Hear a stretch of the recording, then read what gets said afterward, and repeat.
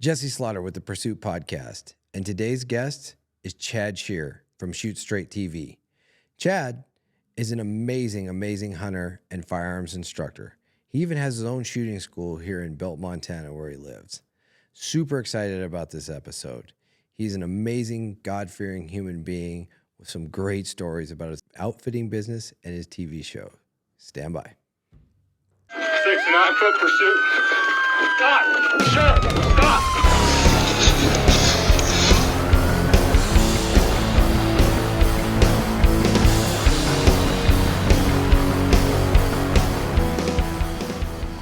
Welcome, Chad. Hey, it's good to be here. I'm super excited for this episode. You probably have no idea which way I'm going to go with this. I have no idea. That was the hope, but that was done by design. No, I honestly just teasing. Got to really know you over the last year. Known your dad for a while, but got to kind of know you over the last year. You did a big fundraiser for the sheriff's office, and we really appreciate that. But honestly, I remember just getting to talk to you and just seeing all the things that you were involved in, and I'm like, I got to have this guy on. He's got his fingers in like 4 or 5 different entrepreneurial projects. You've got children who are doing the same thing, and I'm going, I love the spirit that you have, and I'm going, I got to get you on, and we got to start talking about this stuff. Well, it's good to be here today, and I've been a fan of what you've done in Cascade County, and it's that event we did, that was great. We could do a lot to help the local schools here, and I'm so glad we were able to do that. Yeah, that was amazing, and the fact that you stepped up and were willing to do something like that, I thought it was super humbling, super cool. We raised over $16,000 for school safety. Yep. We're rolling all that stuff out now. I'll be updating you more on all that stuff, but it's super exciting. The school safety thing it's so near and dear to my heart, and it's so aggravating to me that nobody in government seems to really care about it. Well, I'll just tell you, it's important, and that's one of the things when you brought that to us and said, how can we help raise some money? We did the elk-calling seminar and brought a lot of people, and the community support was great. It was great, had lots of great items. We did that last August in Great Falls, and it was awesome. For the record, actually, you came to us, which I thought was really cool. I did. That is true. I thought that was very awesome. And I appreciated your passion about it. I could tell you really cared. And then just your networking ability, like your ability to get auction items and get people to donate money and get people to step up and do all the right things. I was humbled and honestly blown away. And you've obviously made a reputation in your industry and in your life that you're a dependable person that people would care about to do that. Because, those auction items were crazy. We had some good ones, and I'd tell you, I'd love to take a lot of credit for that, but Marcia did so much behind the scenes. My wife, making the phone calls and emails and helping with that. And I just tell people I'm the PR guy. She's the brains behind the operation. I have the same relationship with my wife. She just is funny. Before you came on, she just did her first podcast, and she was so good. Ben and I were talking about it, and she was a natural interviewer. She just had great flow, super engaging. And it kind of sucks because that was always what I did, and she did the back of the house stuff. And now I'm like, well, she can do both. I can't do both. So I hear you. I can totally relate to it. So first of all, kind of, Chad, what I want to start off is just like kind of explain like where you grew up and kind of your background. So I grew up in Great Falls. My dad was a pastor here, still is, Heritage Baptist, and chaplain on Cascade County, sheriff's office up there. And it's exciting to grow up in a town and then stay here. And we didn't stay in Great Falls. We live out in Belt, and it's grew up here and had lots of opportunities. And my passion was with the hunting and fishing. And when it was time to figure out what I was going to do in life, I was going down a couple different roads and going to college and looking at being an attorney, or all of a sudden had the opportunity to start guiding and fell in love with that. And so I started an outfitting business back in 1994, and had my outfitter license in 2024. It's going on 30 years now, and basically based out of Cascade County, and just love the area and the people here. That's such a cool story. Where were you going to go? Sorry, where did you go to college at? Well, I started off at Northern here, Okay. and I was doing the classes here in Great Falls just because I was working at UPS at the time, and just trying to figure out life. And it was great professors there, and just kept fulfilling that, and started. I had an opportunity with there was an outfitter down in the Centennial Valley, down by Lima and in that country, that had a guide school while I was going to college. And he called me up one day and said, "Hey, you thinking about the guide school?" I said, "Well, I sent you a letter because I was interested in guiding, and I was writing a paper in school." And he's like, "Well, I'm a little late on my follow-up." I'm like, "Yeah, like 5 years late." And he's, "So why don't you come down and visit with me?" Well, I went down there, started talking to him, and fell in love with guiding and just loved it. And that's opened so many doors today, from the guiding that turned into doing media relations and marketing for CVA and Bergara Rifles. Then our TV show, Shoot Straight TV. And then you just never know where the doors are opening. We've got Bergara Academy now, long range shooting school, which had you guys up and did some shooting this summer. And it just, that opened the doors for me, being asked to be on the Mule Deer Foundation board. And now I'm chairman of the board, and it's just crazy. You know, it's super awesome. And so one of the things that really caught my attention with you, and I haven't told you this till now, was, so we stayed at your cabin for a command retreat, and then you invited us up one day to do some shooting. Mm-hmm. And I was excited about shooting. I was super excited, especially long range stuff. But when we went up there, I didn't know what to expect. I was like, I don't know what to expect, and I didn't really understand what you did. Like I couldn't grasp it. And we get up there, and you have a top of the line facility. The customer service is second to none. Mm-hmm. And I mean, in a little background on me, I've been to Gunsight Academy. I've been to, the Alliance Shoot House in Ohio, Magpul Dynamics, Pat Rogers schools. I've been to some places. I've been to some good ones. Some great ones. Yep. And I was so impressed because it's you and your son, and we go up there, and in about 15 minutes, I felt like I had learned more than I'd learned in a lot of schools during my life. And you're such a good, and you were really hands off with us. You were trying to make it fun.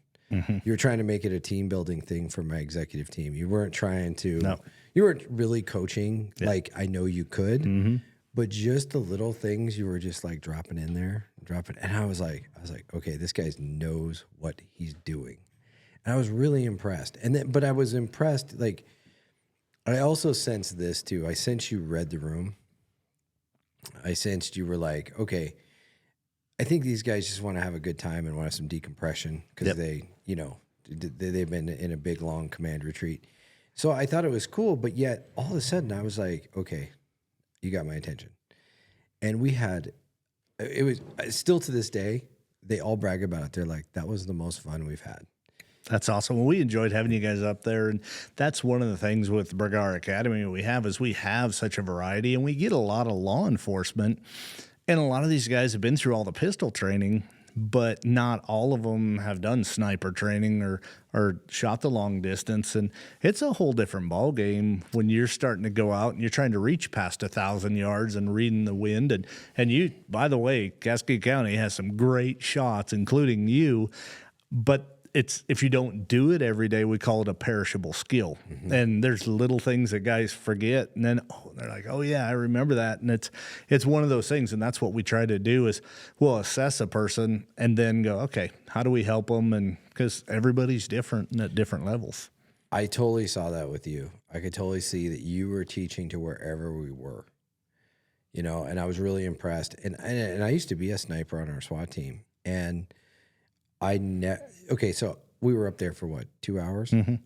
I didn't learn in all the sniper schools I ever went to. I didn't learn as much as I did in 2 hours with you on the range. Well, I appreciate that. We had a lot of fun with you And guys. I'm not joking. Like I was so impressed. And you were just like, and I remember on the final stage, I missed 2 shots, and you were like, a little bit of scope shadow up top. That's why you missed those shots. Because I felt really on. And you were sitting there, and I know this from being I've been a firearms instructor for over 20 years. And you can look down at someone all the way across the line and go, that's what's happening. And you knew right away. And I was like, oh. And it's funny because then my mind's eye took a picture of what I did, and I went, yep, that's what I did. And you were so on, and it was really cool. And don't take that wrong that I didn't respect you or anything before that. But I was just trying to, when you get to know somebody, you're trying to figure out what they're all about. You know what I mean? And I was really impressed. And we left, and we've all talked about it. I mean, we talk about it all the time. Well, we got to make it an annual event because we had fun with you guys. It's and there's so much about that. That's a great thing. We've had the opportunity to have a lot of professional people come up and even surgeons, and we talk about long range shooting, and they say the reason that they like that is because they have to block everything out and they're focusing on one thing, and it allows them to decompress because that's all they can think about to be successful at it. Absolutely. So this outfitting thing, you just said, you're thinking about being a lawyer, which I mean, definitely can be an amazing calling. There's a lot of positive attributes to that, but outfitting and being a lawyer, it's like, there's definitely a fork in the road. Right.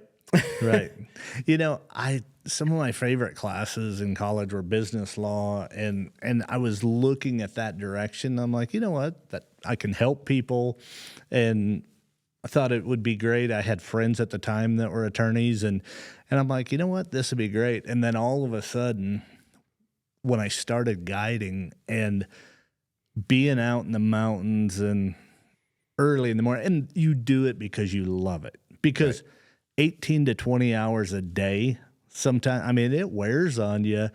And if you're just thinking you're doing it for the money, you're in the wrong profession. But when you get out there and you're watching the sunrise, and you get this person who's never hunted elk before, and you take your bugle and you blow that call, and you get a bull to respond, and they come charging in, and you watch their adrenaline and the person shaking, it's showing them something that they would never be able to experience, and being a part of that. And I have so many stories of guys that I took out, and it changed their life, but it changed me also because it made me appreciate it. So often in Montana, we've got all this in our backyards and at our fingertips, and a lot of times we just take it for granted. Oh, I couldn't agree. I love to hunt. I'm not a hunter. I mean, because you gotta do time in the field like you do, or my undersheriff Scott Van Dyken, who's a hunter. I mean, he's legit. Yeah, I'll say that. Yeah, absolutely, absolutely. There's a difference between someone who hunts and a hunter. But I love to hunt. Like when I get the opportunity to go, I go. My schedule just gets so packed. And I just, I need to start making it more of a priority in my life because I get so much satisfaction out of it, so much enjoyment. And then it's so good for my health, right? Well, it's so good to eat. I was actually at the Dallas Safari Club this week, and I was talking to conservationist Shane Mahoney, and we were talking about it. It was interesting to me. The University of Montana now is having a class. They've teamed up on conservation and Rocky Mountain Elk Foundation, having a sustenance class, and they're teaching people how. And I love it because they're bringing people that may not be hunters, but realizing how great wild game is, the berries, the mushrooms, everything you can get out there, and everything that's out there for you to be a part of, that's organic and just great food. And now it's a class at a university, and that's something that's it's so exciting. Well, and what's so awesome about that, and what I love what you said about that is the true picture of health. If we really want to get back to being healthy, okay? I mean, I'm a big supporter of ranchers, and I know you are too. And we I love beef. I do too. Don't get me wrong. I do too. But Yep. you know, I mean, I had Drew Hicks from Central Avenue Meats on.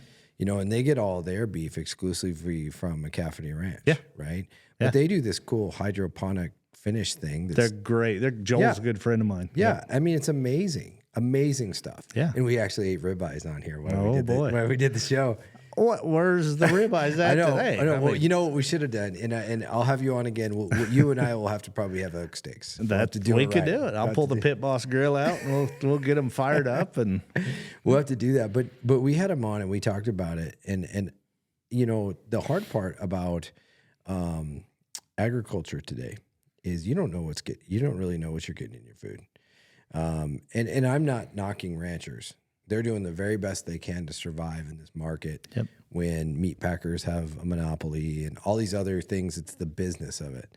But when you do what you're promoting, which is going out in the field, hunting an animal, killing an animal, butchering it yourself, doing all that process to do it, you know you're getting a clean animal. It's got no antibiotics, none of the BS in it, quote unquote.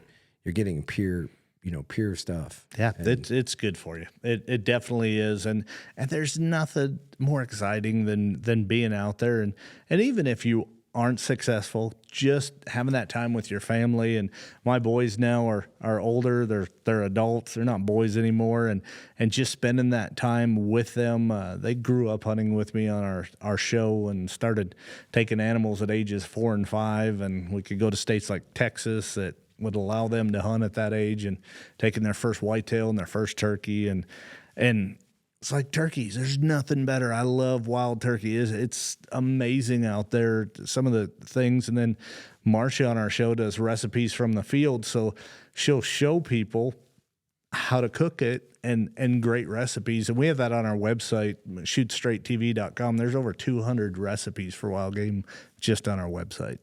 And you know, the funny misconception about wild game, and I had this when I was a young kid. You know, my dad would be like, "Hey, we're having deer steaks tonight," and I was like, "Oh, you know, let me go to a friend's house for dinner." But once you actually know how to prepare it appropriately, first of all, it's not only just as good; it's often better than any grocery store, bought anything, and it's so much better for you. And then it turns out we're having deer steaks tonight. Yeah, exactly. It changes the whole mentality, the whole thing. Yeah, he made some like. And he's going to watch this one, so I'm going to tease him. But he made some like breaded, deep fat fried deer steak. It was terrible. Made the whole house smell bad. It was awful. Yeah. But, I've seen a lot, and I prepared a lot of it since then. It's been, it's not like that. It's really the key is not overcooking it. Yeah. So often people, because it's a very lean meat, and that's why it's good for you. But so often people will overcook it, and then that's where it becomes dry, it becomes tough, and absolutely. Yep, you want to cook it up right. Absolutely. And the interesting thing that I really want to learn about you is, so you get passionate about this and you go to a outfitting school. So educate me on what an outfitting school is and how does this whole thing work? So growing up in Montana, I spent a lot of time out there and a lot of time hunting, fishing, right here in Cascade County, Choteau County, all around this area. And for a typical outfitting school, they'll go for 30 days and just real intense. With the place I went, I said, listen, I just need to learn how to pack mules. I know how to ride. I know how to shoot. I know how to hunt growing up in here. And so I did an abbreviated course as far as that portion went and learned. So what I would do is I'd work all week at UPS and then head down on Friday when I got done loading trucks. And we would spend all Friday, Saturday, and work unpacking, learning all the knots and so on and so forth. And then what I did is I started out that season while I was still going to school, worked it out, and I guided during bow season and rifle season. And then once I got a taste of it, I just loved it. It's great. So it teaches you a lot, but it just depends on what level you are. I like I said, I'd already started elk-calling competitions and had won some small local stuff, and so I wasn't the typical student that they would get down there. So we had. Are you familiar with Dee Dee Raines? Yeah, the Bertel. Yeah, we had her on, and she talked about how when she was in school in Fort Collins, she took a outfitting class. Nice. And she talked about how difficult it was. I mean, learning how to properly pack your mule, learning how to do that stuff. She describes that. Yeah, it's weight and balances. Yeah. And it's all about the more time you spend before you put it on the animal, the better it's going to go for the rest of the day. Yeah. It's amazing. I hiked into the Bob once. Mm-hmm. And it was hilarious. I wasn't more than 7 miles in, and the first pack train comes out, is on its way out. Mm-hmm. And I said to myself, and my dad was teasing me because he's like, you need to find someone who'll pack you in and go do that. And I'm like, no, I'm tough. I'm going to hike it. And as soon as the first pack train went by me, I was like, oh, what was I thinking? And I'll tell you, I hated it. Yeah. I mean, it was an experience, and I'll give it that. But I stared at the trail the whole time. Mm-hmm. And if I'd have been sitting on a horse or sitting on a mule, I'd have been looking around and I'd have seen everything. Yeah. I missed so much because, you're watching your footing, you're carrying 90 pounds worth of stuff, and you're the mule. Mm-hmm. And I was like, man, I missed out. I want to go do it again, but I want to do it on a pack train, not hiking. Like that's for sure. Because you just miss so much. Yeah. Me as a kid growing up, we used to hunt on horses a lot. And horses will do the hunting for you. Mm-hmm. I remember my dad telling me one time, he's like, well, you can look around if you want, or just stare at your horse's head. Yep. And where he goes is where the deer go. I had a little mule that I rode named Cutter. And this mule was like riding a bird dog. You would go down the trail. All of a sudden, if he turned and looked or just stopped, you better look. There was a bear, there was a moose, there was something over there, and he spotted more elk for me than that's awesome. Anything. And he was horrible to ride. I mean, horrible. I mean, it was young, and the outfitter I was working for said, hey, Chad, he's a 3.5-year-old mule. I want to put hours on him. He's a little henny. And so I'm like, okay. And you just he'd go round and round. Finally, once you get him in the right direction, and there was one time we're down in the Centennial, and there's 2 feet of snow on the ground. We're in wall tents, and I had a doctor with me, and we'd ridden way up on top of the divide up in that country, and I'm looking down, and the mule was tired. And if mules get tired, they just are going to quit going. And I look, and I'm like, there's elk. And I get off the mule, and when I did, he just decides to lay down. He's done. He's done. And my client looks over and says, Chad, that's incredible. I said, what? He said, when you say there's elk, your mule lays down. I'm like, Yep, that's what it is. That's what it is. And I never said, so I didn't think anything of it. So that night we get back in the camp, and there's other clients there and other guides, and I'm unsaddling, and this other guy comes out and goes, what did you do today? I'm like, why? He's in there telling everybody, you're the Mule Whisperer. You train this mule to... I'm like, are you kidding me? That's awesome. Yeah. That's awesome. I love it. Whether you're into getting fit or staying fit or just having fun with the family, join the Peak Health and Wellness Center today. With 2 great locations in Great Falls, they're here to serve you. If you like weightlifting, functional fitness, or enjoy a wide selection of cardio equipment, the Peak has everything you need. They also offer classes for all ages and fitness levels. The Peak even has a daycare for those busy parents out there. Go check out the Peak today. The Double Barrel Cafe is all about you, the amazing people of Cascade County. With every purchase you make, they give back to our community. Every bite and sip fuels their mission. Let's make a positive change, 1 cup and 1 bite at a time, because the Double Barrel is not just a cafe, they're building a better community. If you haven't noticed lately, Cascade County is booming, and the choice for all your construction needs is Builders First Source. They even have an automated home builders solution for all of your construction needs. Go to 826 Northwest Bypass in Great Falls and check them out today. Are you looking to replace those floors in your home? Or maybe you're doing new construction? The place I trust is Contract Flooring Carpet One. This is a locally owned and operated business here in Great Falls, and they are committed to serving you and giving you the very best prices and the very best product and service. Go see Contract Flooring Carpet One today. You'll be floored. If you love a farm-to-table experience as much as I do, then you have to go to the Roadhouse Diner. The local McCafferty Ranch beef served on every burger. Try my personal favorite, Death by Bacon, today. Central Avenue Meats gets their beef and pork exclusively from a local producer, McCafferty Ranch. Go see them at 422 Central Avenue in Great Falls, and always support your local rancher. When deciding who I would trust for the technology component of this podcast, the choice was simple: Information Systems in Montana. Whether purchasing products for business or when I had them build me a new MacBook to catch child predators, they delivered, creating a solution for my exact needs. Contact Information Systems in Montana today. Everybody needs a good insurance plan. Whether it's for home or auto insurance, check out Heinbaugh Agency. Eric Heinbaugh is a local agent focused only on customer service, not sales. If you're passionate about firearms and the Second Amendment like I am, one of the best places in all of Montana to go is Mitchell Supply. Jim and Tammy Mitchell have been running this gun store for decades. They're major supporters of the Second Amendment, and they're major supporters of our community. And obviously, they're supporters of this podcast. For all your firearms needs, go check out Mitchell Supply today.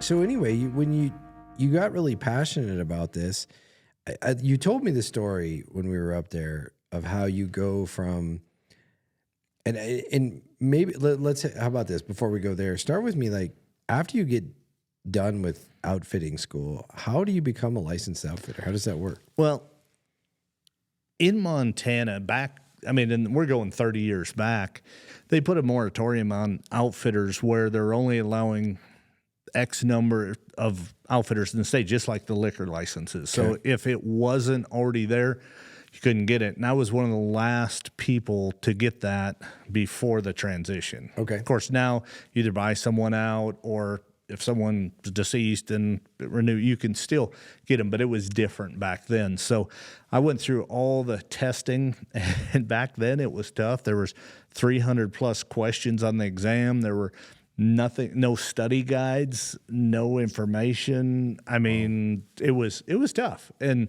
so I decided, and you had to guide for 100 days to get that time. And if you went to a guide school, they would offset some of it. So there was different parameters there. And then I was like, okay, it's now or never. And I'd saved up enough money that I thought I could make it 18 months. And that was late 1993. And I went for it. I said, all right, we're going to try it. And I started out with 6 clients. And then I was like, well, we need summer business. And we've got the Missouri River and fly fishing, and there's other stuff around here we can do. And it was interesting with the state fair coming in. I knew there was several performers that were coming in. I'm like, well, maybe these guys want to do something when they're in town. And this was before internet. I mean, that's dating me a little bit how old I am, but before internet and social media. And I'm like, well, how do I get a hold of them? So I just started digging around and talking to people, and found somebody down in Nashville at one of the radio stations. They said, well, you don't get a hold of them. You get a hold of their PR firm and their road manager. So I sent letters out and just a sample brochure. This is what we offer. And my first client ever as an outfitter was Tim McGraw. No way. First client ever. No way. Yeah, it was crazy. I had hunters coming that fall, but my first summer client was Tim McGraw. My second one was Henry Paul with the band Black Hawk. And all of a sudden, we put a great group together for them, and they came up, they fly fished and rode horses, and we just had a blast.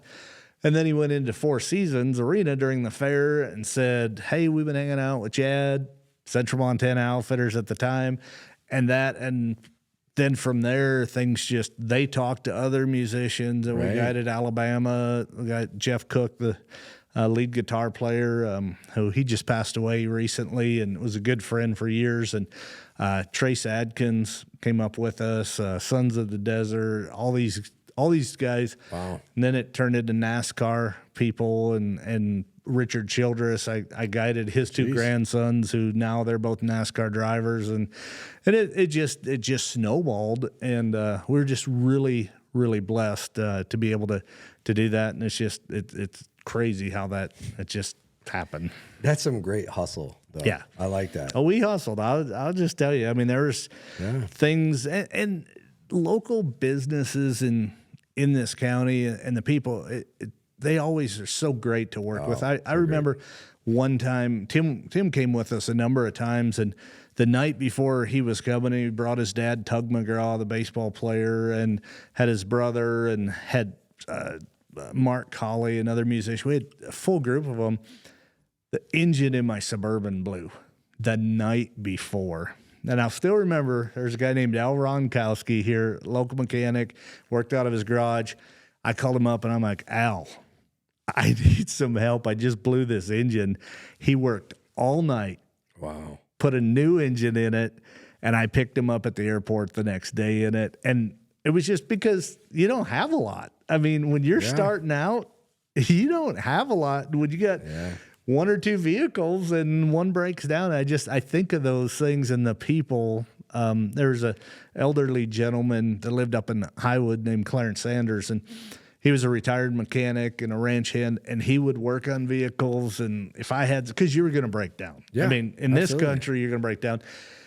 It could be 10 o'clock at night. I'd come up. I'm like, hey, the power steering pump, something's going on, and drive into Highwood, and he'd help me, and just lots of great people over the years. Oh yeah, we had a battery die when we were up shooting. Yeah. And we had the craziest jerry-rigged operation to get that going. Yep. Because we had no jumper cables. Yeah. But somehow we made it happen. Got her going. So, and that's just it. And that's the cool thing now with my boys who've grown up out in Belt with us, and they're a part of what we do. Walker, our oldest son, he runs camera for us and produces our TV show. He started doing that at 16, and just really has done a great job with that in the photography. And now he's got his pilot's license, and it comes in handy if we need to fly somewhere. And then Wyatt trains horses and team ropes, and it's just exciting to have your kids involved in it and be a part of it. And they both teach with the shooting school also. And they're such gentlemen. It's so nice to meet them. I mean, they're just such good people, such salt of the earth people. Well, we're proud of them for sure. Well, you did a good job. You did a really good job. I had a lot of help. You and Marsha. How about Marsha? Probably Marsha. But no. Exactly. Marsha, maybe God had a little bit to do with it, but you guys he had a lot to do with it. You guys got it done well. Well, they're good kids. You know, it's fun, and you brought up about what God does and how He blesses you, and that's one of the things that we do in the winter months is we do seminars and do community outreach in churches, and we'll do wild game feeds, and we share with people that, you never know when you're going to take your last breath, and you never know what's going to happen. And I've had so many friends, I've had outfitter friends this year that have passed away, and just unexpectedly. And I tell them, you prepare your whole season. You get ready. You're like, okay, I got to shoot my bow. I got to shoot my rifle. I'm going to sight this in. I'm going to get in better shape. I've got all my gear. You prepare for that season, for that bow season. So when that bull's screaming at you coming in, you can make that shot. But are you prepared for eternity? And that's one of the things that we do is we'll go right through it with them and share with them how they can know for sure they're going to heaven, because we live in beautiful country, but you're not going to live forever. Yeah. You need to be prepared. Yeah, and as beautiful as this is, it isn't heaven. Right. That's exactly right. Although people in California think it is, it's not. No, just the temperatures this last week. Yeah, it might change things a little bit. Yeah. When you have water that's freezing and trying to feed your animals and just all that you're dealing with, it's not for the faint of heart. I do admire the way you witness to people through that. You did a really good job, because you did it at our seminar. Right. You did for us, and you do a nice transition. You can tell it's very well versed, and I know that a lot of people raised their hand Yep. when you called for, people to be saved. And I thought that was really neat. And you do it really, really, really well. And by that, I don't mean that in any weird secular, like your way. You just do it really nice. Well, I just try to be real and share what God's done with my life and how he's helped me. And in life, you go through so many challenges, and I know and you don't know what's going to happen. No. And it just changes. And it's always so awesome to have someone that is there. Mm-hmm. My wife, she's got a little sign next to the bed that says, "Give it to God and go to sleep." Yep. He's going to be up all night anyway.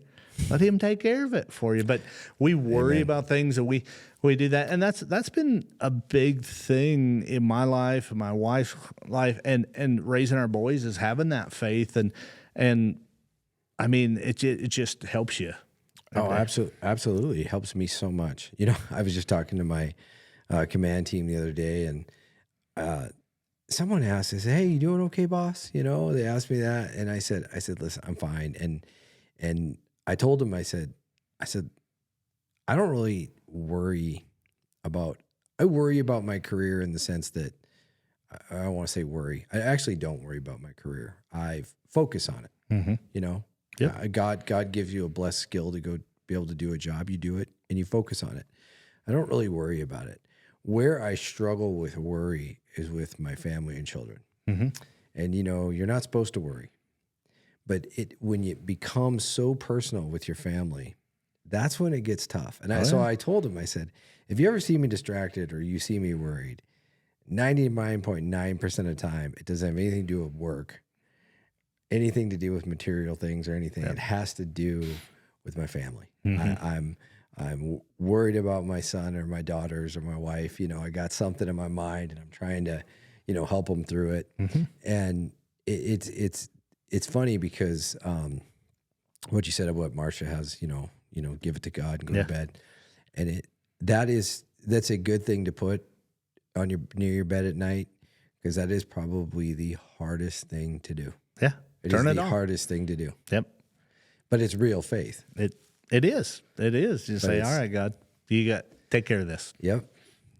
No, it's challenging. It's super challenging. But so you get into this outfitting gig, and talk to me about the transition to the TV show. Like, how does this happen?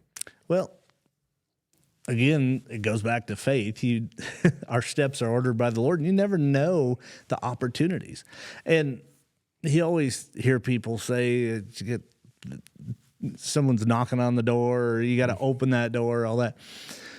So how that all came about is in 1997, I'd won the World Elk-calling Championships, and I was all ate up with that. I started getting sponsors. I was guiding. I was outfitting. And I was at Bass Pro Shops in Springfield, Missouri. They had their big fall classics. And I just finished an elk seminar. And I'm just wrapping up. And I started talking to this guy. And his name was Dudley McGarity. And at the time, he was a national sales manager for CVA.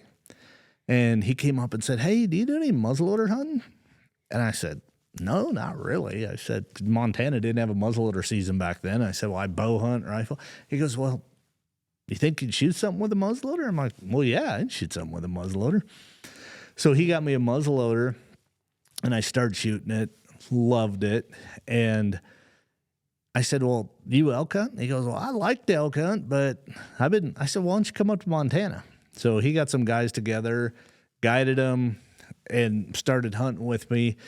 And after a couple of years, we were up there, we were in camp one day, and he's like, "Hey, I need to ask you something." I'm like, "What's that?" And he's like, "We need somebody to co-host a TV show."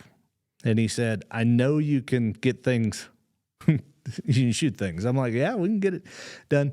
He said, "Would you be interested?" I said, "Well, what do I need to do?" He said, "Well, we'll send you on some hunts. You use our equipment." And they had a couple TV shows at the time. One was called Black Powder Guns and Hunting, and it was all hunting with a muzzleloader. and I was co-hosting with O'Neill Williams, and O'Neill was out of Georgia, and O'Neill didn't like the adventure type hunts, and I love the adventure type hunts. So I got to go to Alaska and Africa, and I was like, this is cool. And it was great. And so I said, yeah, let's try it. Well, I was still outfitting. My boys were young, and I started doing that, did it for a year, and they said, we need someone to handle media relations. I said, well, what's that mean? And they said, we need someone who take outdoor editors of magazines on hunts, use our equipment, and they'll write about it. While you're doing the TV show, it'd be a good parallel. So they created a position for me. This is around 2000, over 20 years ago, and said, you'll be director of advertising and media, or director of media relations. Later it became advertising too. And so I would take these writers, I would do a TV show, but then I would take them on a hunt, and we traveled all over to Australia and Africa, and went into Zimbabwe and New Zealand, and all these dream hunts that I ever could imagine. Here I am. I just grew up in Great Falls, Montana. I couldn't. Are they paying all your trophy They were. fees and all They that? were paying. That's awesome. They were paying for the production side of it, and so I did that, and it went well. And I developed relationships with the media, and things just went really well. And after doing that for a number of years, they said, "Well, we want to do more TV. Are you interested in doing your own show?" And it was at a point that Marcia and I had to look at each other and go, okay, do we downsize on the outfitting? Our boys are now 4 and 5 because family comes first. And so we made the decision to sell our outfitting business, but keep our outfitter license but sell that portion of the business. And so we went ahead and did that and started Shoot Straight. And that now we're going on our 18th year with the TV show, which to be on TV that long, it just blows my mind. And that's a God thing. That's all I'm saying is because normally you get 1, maybe 2 or 3 years, and we've survived 18 years. And the boys grew up hunting. So they've been to Africa a number of times and the Arctic Circle. And I wish I could say I was a marketing genius, but what I tell people is I told them I will not sacrifice my family for this profession. Smart. And I said, if we can't do it together, we're not going to do it. So the boys would be up in Canada with us when they're 5 and 6 years old, sitting in tree stands with black bears all around us coming in, and great memories. And so I have their whole hunting career on video that we did. And now it's so fun to go back and watch it when they're 4 and 5 years old and hunting. But that it opened doors as we went through that journey, and you never know. And TV's tough. It is tough. Financially, it can be tough, and sometimes on sponsors, we'd be sitting there and go, man, what's going to happen here? And we get a sponsor because we'd be on the road doing all this ministry work, and a sponsor, we'd meet at one of the events and said, hey, we're interested in working with you guys, and we like the family-based deal. And God always took care of it. And he still does. And that's what just blows my mind with that. And I will just tell you, it's been fun. And it's still fun.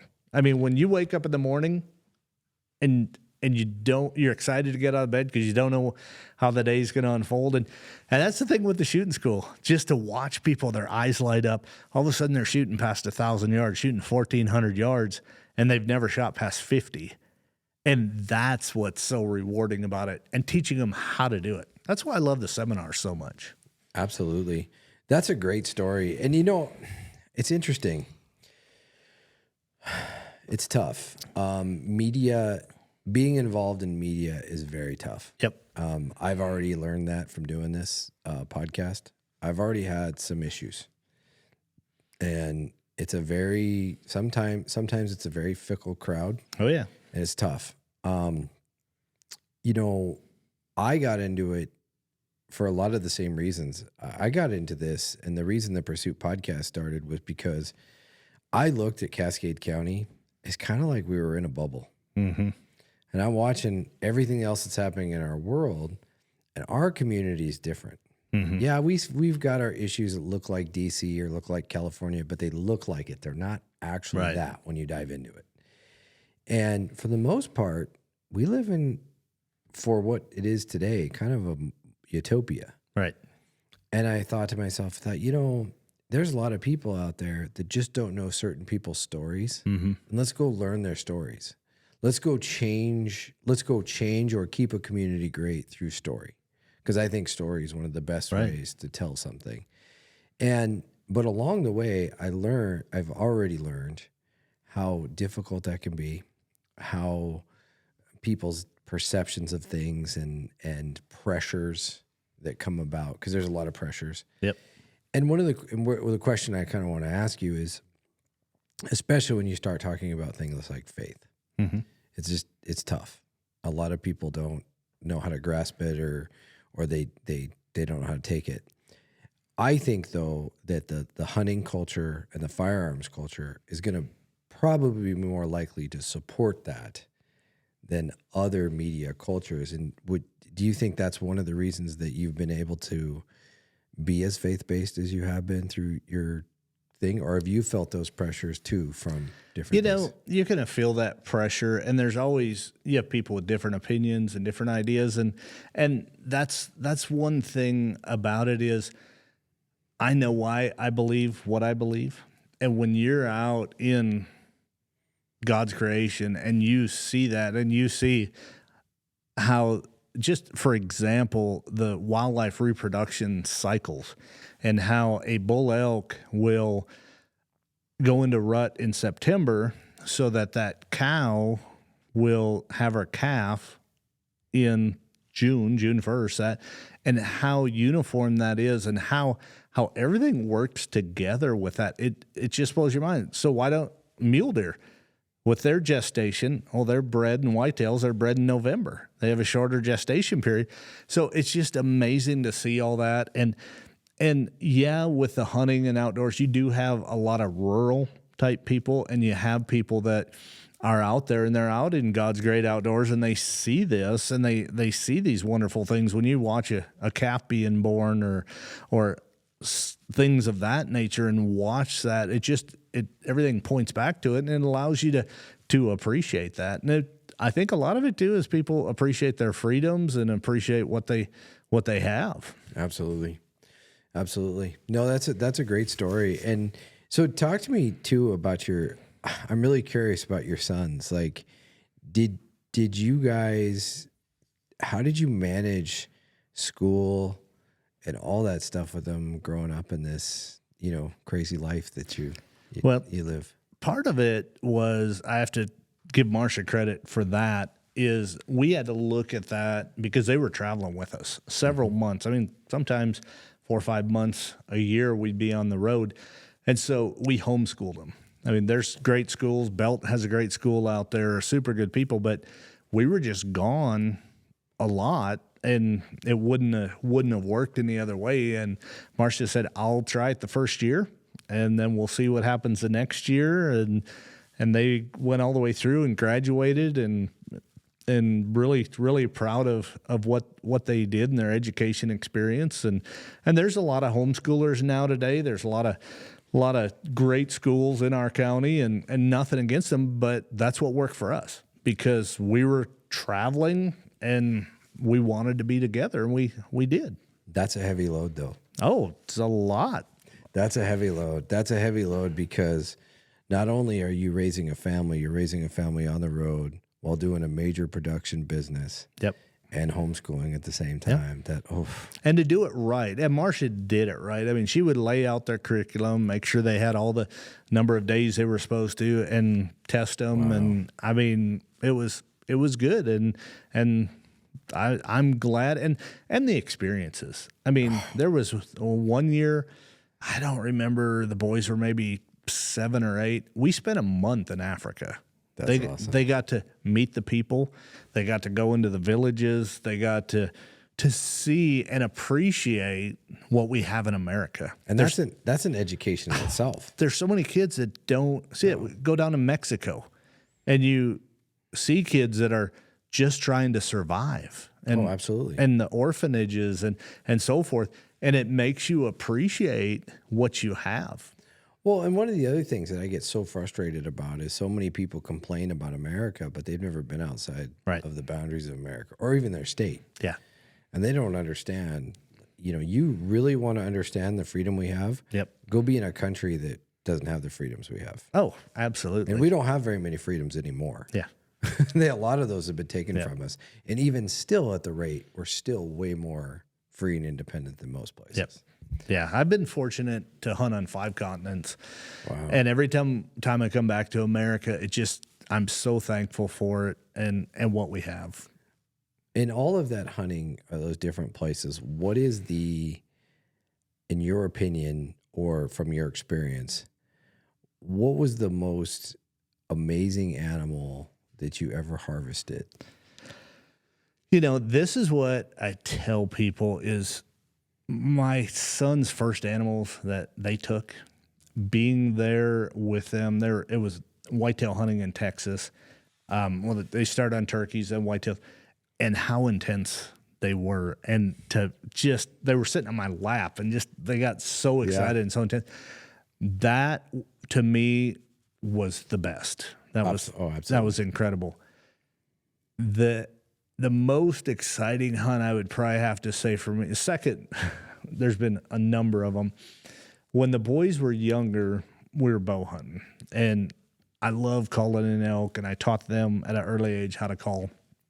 And I said, I will shoot any elk that you two can call in. And we had a cameraman with us, and we're out there, and we spotted a bull by himself late afternoon. I'm like, this could work. So I had hand signals. I had one of my boys, number 1, you're going to cow call. If I give a number 2, you bugle.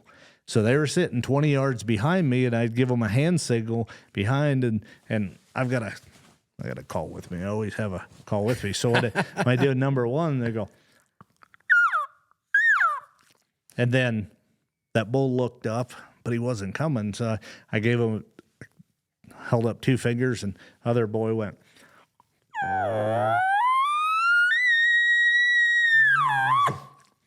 All of a sudden, that bull went and locked in on us, started coming. I gave him another cow call, and I said, I'm not going to call until I need to stop that bull. And they called that bull into 40 yards. I drew my bow back and shot it. Nice. And they were, I think, 9 and 10. They were young. Oh, yeah. And it was such an exciting time. And then I was like, okay, you guys are going to track it. And I saw the bull actually drop over the lip. So they got on the blood trail and found it. And it was so fun to do that. The other one that it's really intense was I was in Zimbabwe. It was super hot, and I always take pride in having the right gear, being prepared. And the boots I had were wrong.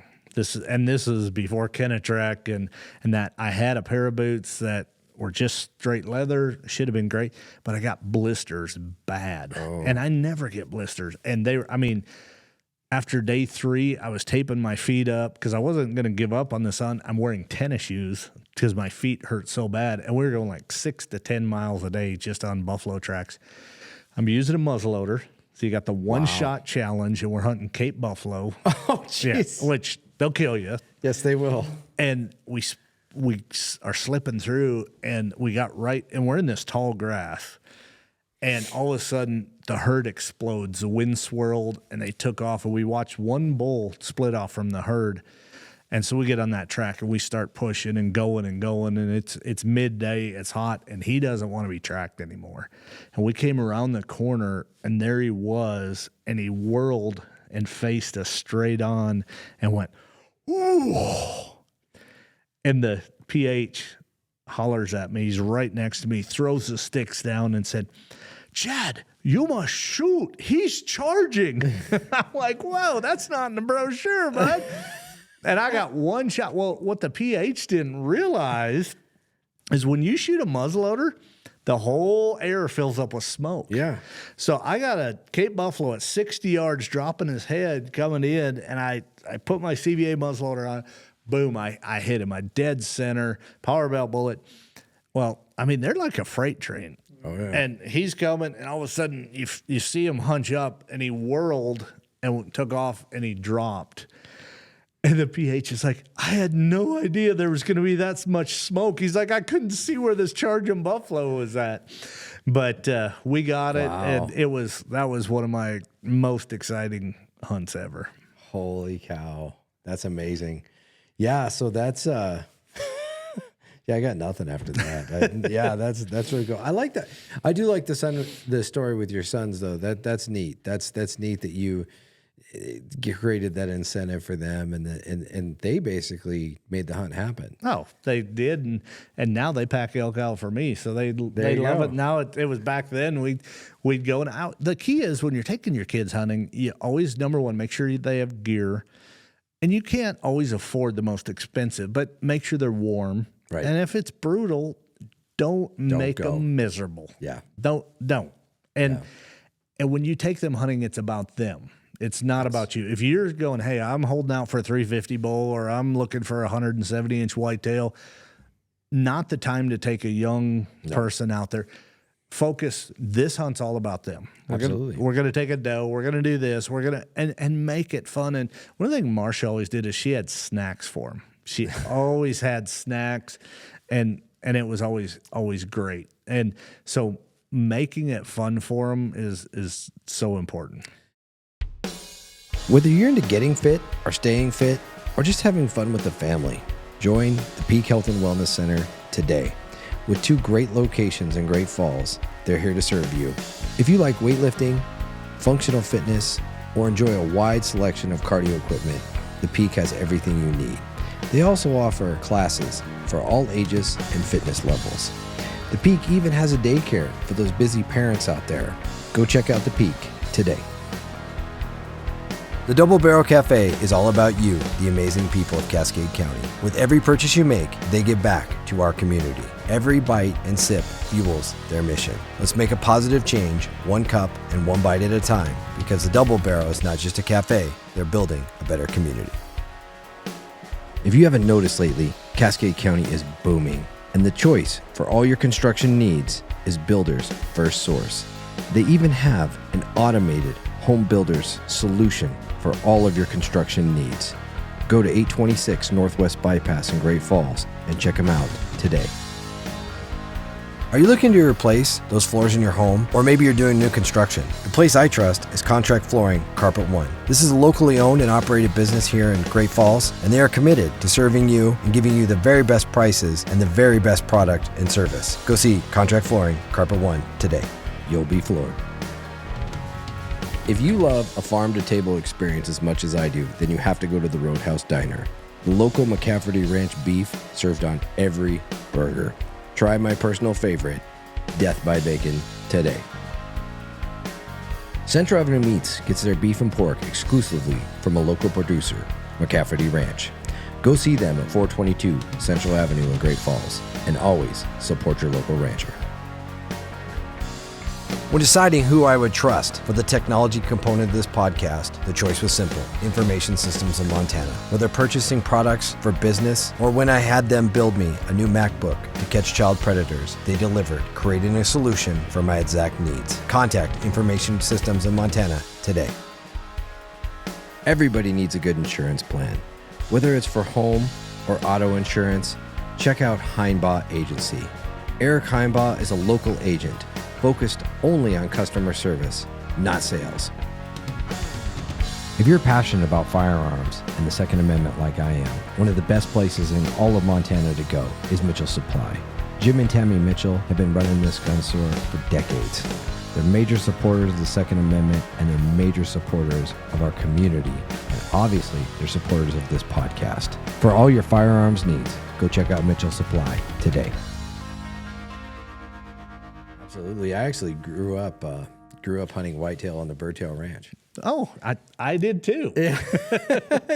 Yeah. And so Doug and Nancy were very close friends with my grandparents. That's awesome. And so that's where I grew up hunting whitetail, right down there on the Sun River. Yep. And I've probably killed more deer down there than I can count. And my grandfather was always always there and always had, his Carhartt coat full of mini candy bars for me.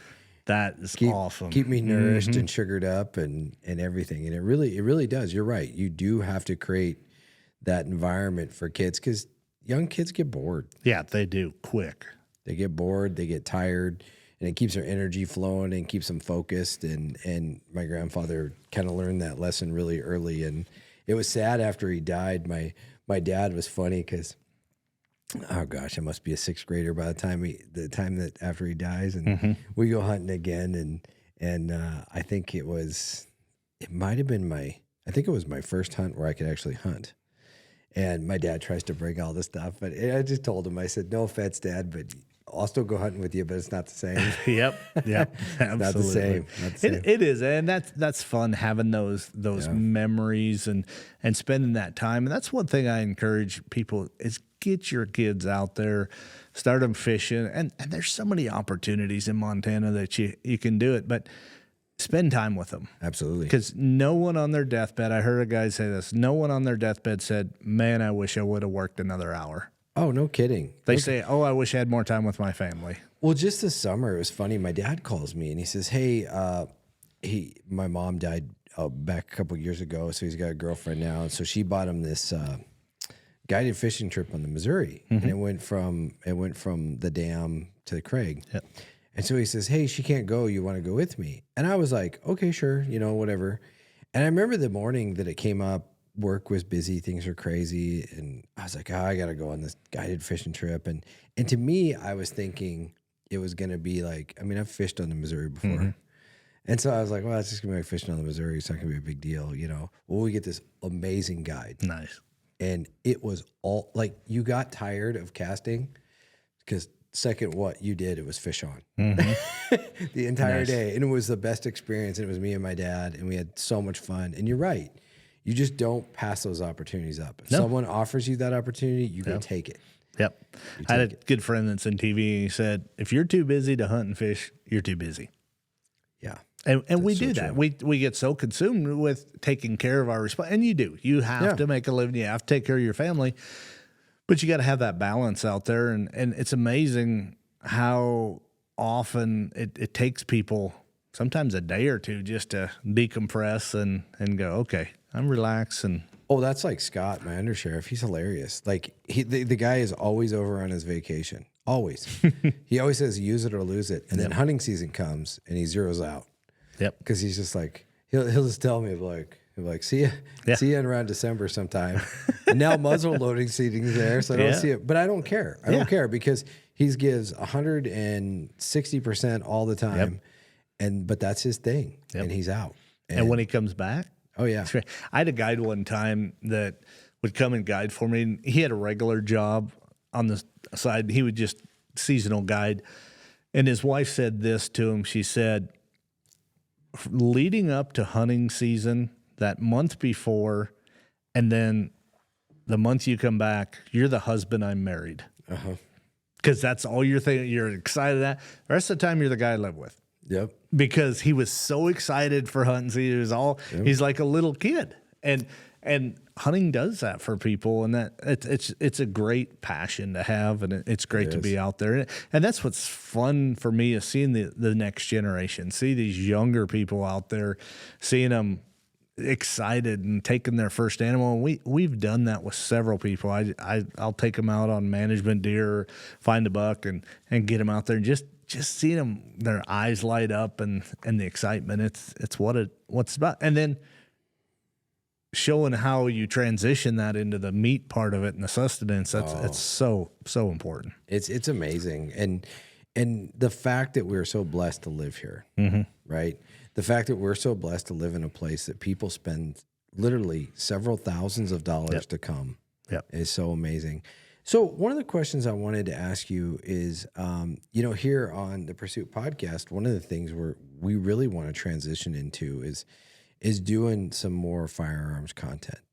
We want to transition to, and I've kind of teased it on my own Facebook page just to kind of see, and it's crazy. Right. Like I just went out there and shot like one drill and like dozens and dozens of comments and people like, we want to see more of this content. And I was like, really? It was, I think it was a 6-shot drill. It was super easy. Right. And people were just like, oh, we love it. This is great. We want to see more of this.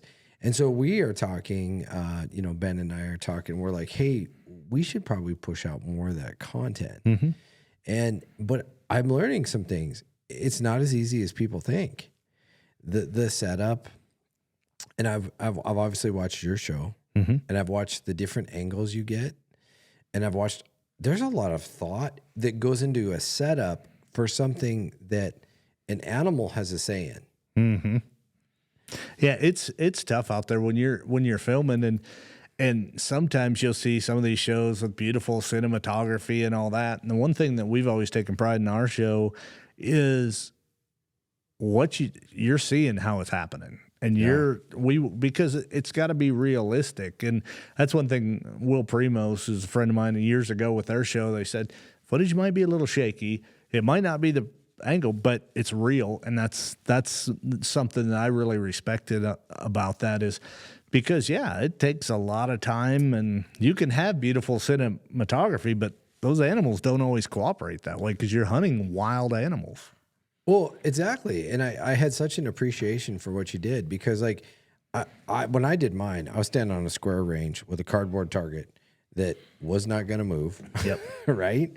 And I know where I'm going to be standing for the shot, and I just do the shot. Right. And then I edit out the rest and call it a day. Yep. Well, I'm watching what you're doing, and I'm going, okay, well, I know there's more than one camera here. Yep. And there's wind and sunlight. And if you're shooting into the sun and trying to, and if your cameraman's not on it, I'm blessed. Walker can read my mind half the time, but there's times where you're like, on it? No, I'm not on it. And it's like, you got to wait for it, because if you don't get it, you don't have a show.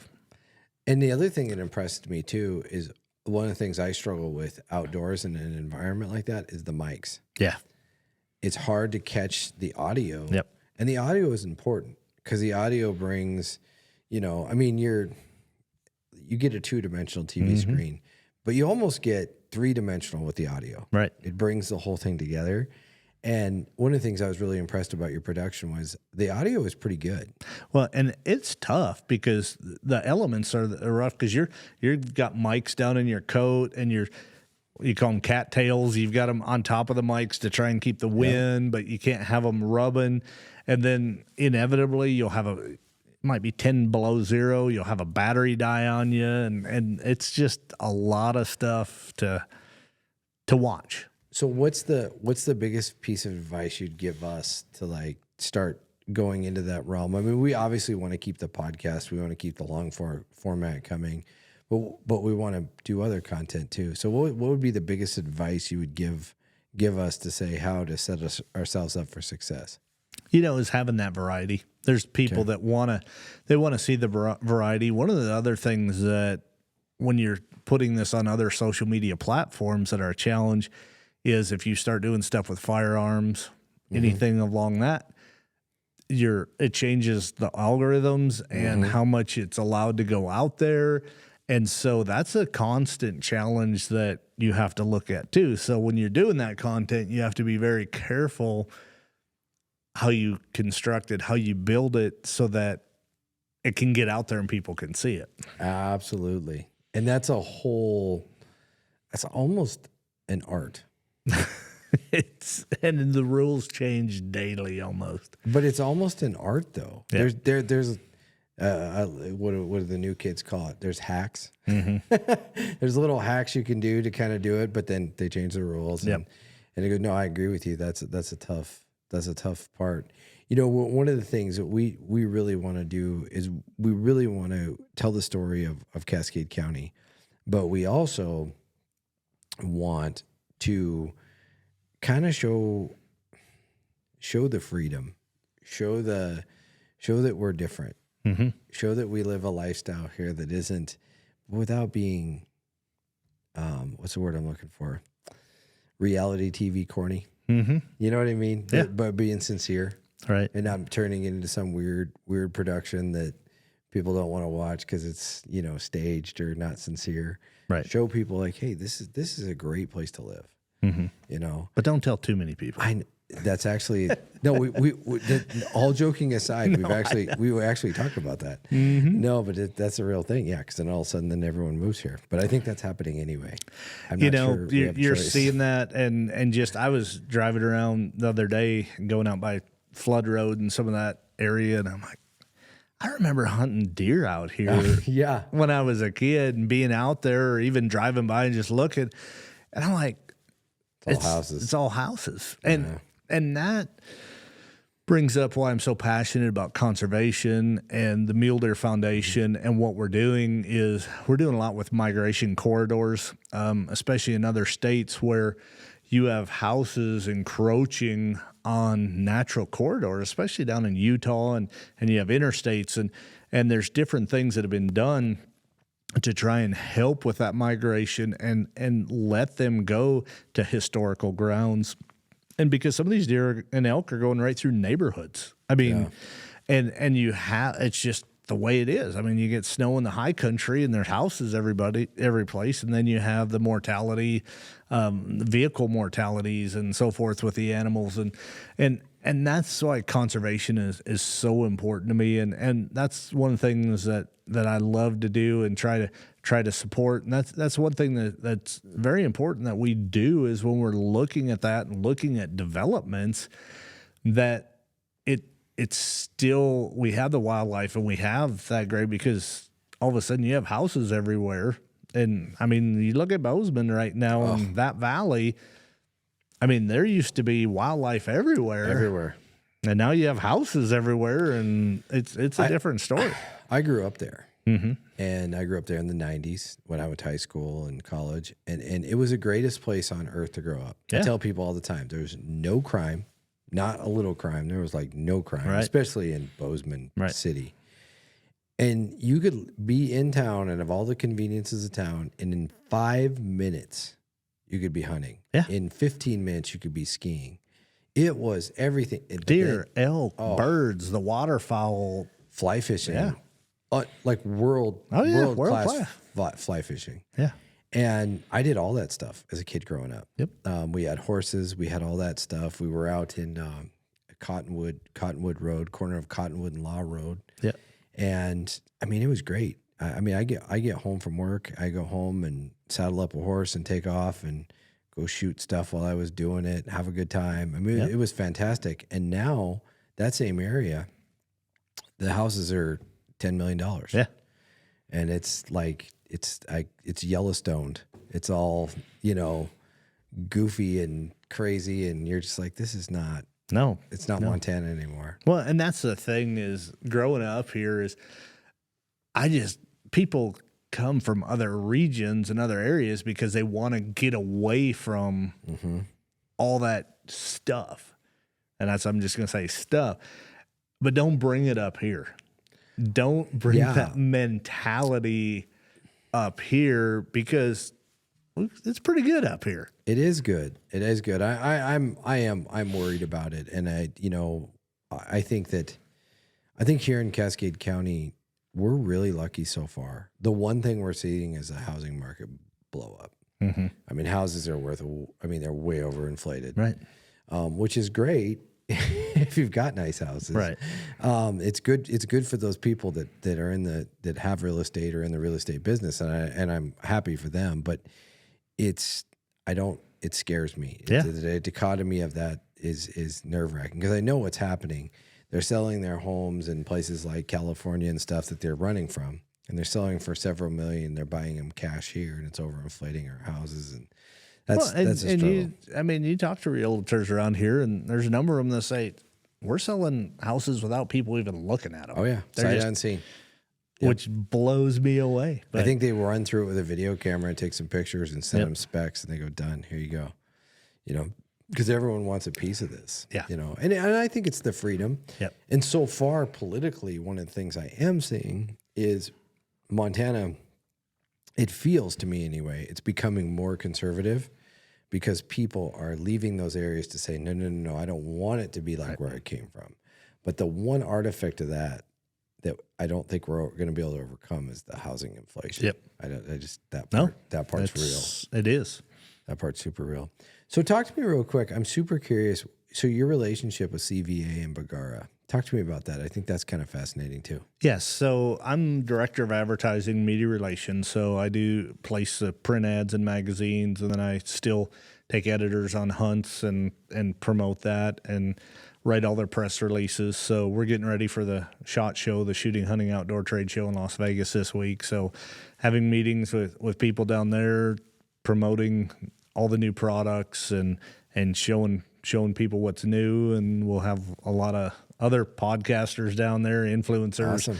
TV shows, and spending time with them, magazines, and just going over, this is what's new, this is what's going on. And it's been a great relationship. I started with them working together, started as a pro staffer back in 1997, and now look at where we're at today. We're 26 years, almost 27.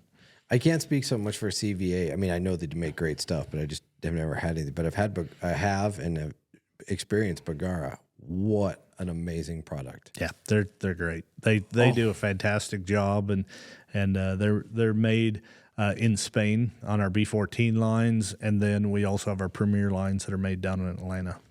I got to tell you, probably one of the, and I mean, I've shot. I'm not a. I'm a gun snob. So yep. I don't shoot, I usually don't shoot cheap guns. Like I mean, Steyr Scout was like my, growing up on rifle, mm-hmm. and I've had beautiful Winchesters and Marlins, you name it, and that Bagara, mm-hmm. You can't beat it. Yeah, right out of the box, they're fantastic, and this year, I can tell you because we just released them. We've got 4 new guns. We've got a Crest Carbon, which is a carbon fiber stock, carbon fiber barrel with our Cure barrel on it. It's fantastic rifle. We've got a Stoke, which is great. There's spacers on there, so it's 12.5-inch length of pull. So for youth and ladies or smaller frame people, it's great, but you can extend it out as a young person grows. One of the really neat ones also is our micro light, which is amazing. It's a MG micro light, stands for magnesium. It's 5.5 pounds. It's got a collapsible stock on it. And then we also, in the Wilderness series, have the Sierra, which is another fantastic rifle. And one thing with that rifle, and so many of them, we have adjustable combs on them. Mm-hmm. And so you get the proper cheek weld, so people are right there. And that's so important. So many people, the gun doesn't fit them right, and it really does a fantastic job. When I was up shooting with you, we were shooting B14s, weren't we? Yeah. Yeah. Yep. Yeah, we were shooting the Wilderness carbon barrel. Yeah, just on the amazing rifle. The HMR. Everything about that rifle is it's everything you need and mm-hmm. nothing you don't. Yeah. And that's the one thing I really appreciated about it. I mean, I saw when I was a sniper on the SWAT team, shot a SIG SSG 3000. Do you remember that rifle? Mm-hmm. Yep. And it was the cream of the crop of technology at the time. But that rifle's, I got it way cheaper. I got it from a SIG dealer who it was a demo gun. Mm-hmm. But I mean, they were $6,000 rifles. Yeah. Yep. And I think that B14, I think you can go to Shields and pick one up for $1,000. Oh yeah. Yep. And you start looking at that, and but it's everything that rifle I shot was and more. Yeah, way more. And that's one of the things that is interesting is so much of it's a shooter, but these guns, when they're sub MOA, I had a guy, I was in Dallas Safari Club, and we were talking, and he's like, I got to check these Bagaras out. I said, yeah? He goes, I was at my shooting range. He said, I got a custom rifle. I hand load, and here's this guy laying on the ground, and he was shooting off a bipod, and he was shooting tighter groups than I was getting off this $1,000 rifle. Right. Probably with 6.5 Creedmoor out of the box, right? Just like, and he's like, what? He's like, I spent $6,000 for this rifle. I'm like, yeah, I get it. And I love that. I love the practicality and the ingenuity of that and the simplicity. Yep. I love stuff like that. I mean, it's what the gun industry. I mean, don't get me wrong. Is there a place for custom guns? Absolutely. Yep. Absolutely. There's. Oh yeah, I love them. I'm not. I do too. I do too. But then there's this utilitarianism and practicality of a gun like that that you can go out there and do that. And then of course, if you get good instruction from you, you're getting all this good coaching, and then all of a sudden that thing's, I mean, it's amazing. It's a total machine. It's fun. Well, I tell you what, I've got some people from Spain actually coming in. Yeah, you got to go pick them up, don't you? They're flying in today. I've got a good friend that's from Spain, and we've started this years ago. He'll fly in the day before, and we go snowmobiling. Awesome. Shoot some guns a little bit, and then we fly to SHOT Show together. That's awesome. That's awesome. He flies all the way from Spain to come up here. That's great. For the day. Yeah. And then you fly together to SHOT Show. Yep. Marsha and me and him, we'd get on the plane and head to SHOT Show, and it's just been fun over the years to have that friendship. But Spain's a beautiful country, but they love coming over here to that's Montana. Great. That's great. No, I really appreciate you, Chad, and I really appreciate everything you do for our community and everything you've always done for me. And you're a great human being, man. Well, I appreciate you and your all the deputies, all the staff up there. They work so hard, and it just makes me smile when I see them out there. And